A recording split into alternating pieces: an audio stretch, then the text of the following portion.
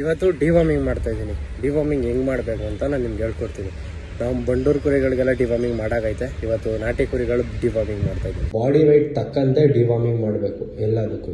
Deworming ಮಾಡೋಕ್ಕಿಂತ ಅರ್ಧ ಗಂಟೆ ಮುಂಚೆ ಬೆಲ್ಲ ತಿನ್ನಿಸಿ. ನೀವು ಬೆಲ್ಲ ತಿನ್ಸಿದ್ರೆ ರಿಸಲ್ಟು ಸ್ವಲ್ಪ ಚೆನ್ನಾಗಿರುತ್ತೆ.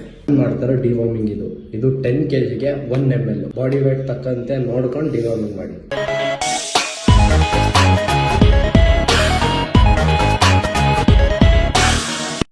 ಇವಾಗ ಇನ್ನು 3 ಅವರ್ ಈಚೆ ಬಿಡಂಗಿಲ್ಲ. ಗೈಸ್ ಇವಾಗ ನಾನು ತೋರಿಸಿದ್ನಲ್ಲ ಅದು ಬೆಸ್ಟ್ ಡಿವಾರ್ಮಿಂಗು. ನೀವು ಅದನ್ನ ಟ್ರೈ ಮಾಡ್ಬೋದು. 10 kgಗೆ 1 ml ಅಂತ ಅಂದರೆ ನೀವು ಅಲ್ಲೇ ನೋಡಿ ಎಷ್ಟು ಎಫೆಕ್ಟಿವ್ ಆಗೈತೆ ಅಂತ. ಒಂದೊಂದು 10 kgಗೆ 4 ml 3 ml ಇರುತ್ತೆ. ಇದನ್ನ ಟ್ರೈ ಮಾಡಿ, ಒಳ್ಳೆ ರಿಸಲ್ಟ್ ಸಿಗುತ್ತೆ. ಬೆಲ್ಲ ತಿನ್ಸೋದು ಮರಿಬೇಡಿ. ಗೈಸ್ ಇವಾಗ 3 hours ಆಯಿತು. ಇವಾಗ ಕುರಿ ನೀಚೆಗೆ ಬಿಡೋಕ್ಕಿಂತ ಮುಂಚೆ ಇನ್ನೊಂದು ಸ್ಟೆಪ್ ಮಾಡಬೇಕು. ಲಿವರ್ ಟಾನಿಕ್ ಕುಡಿಸ್ಬೇಕು. 3ಕ್ಕೂ 12 ml 10 ml ಕುಡಿಸಿದ್ರು ಸಾಕು. ಇನ್ನು ಕಂಟಿನ್ಯೂಸ್ 1 3 to 4 days ಕುಡಿಸ್ಬೇಕು. ಇವಾಗ ನೋಡಿ ಎಲ್ಲ ರೆಡಿ ಆಗೋರು. ಇವಾಗ ಇವ್ರಿಗೆ ಲಿವರ್ ಟಾನಿಕ್ ಕೊಡೋದ. ನಾನು ಯೂಸ್ ಮಾಡ್ತಾರೆ ಲಿವರ್ ಟಾನಿಕ್ ಇದು. ನಾನು 10 ml ಕೊಡ್ತೀನಿ. ಬೇಕಾದ್ರೆ ನೀವು ಇನ್ನೂ ಜಾಸ್ತಿ ಕೊಡ್ಬೋದು.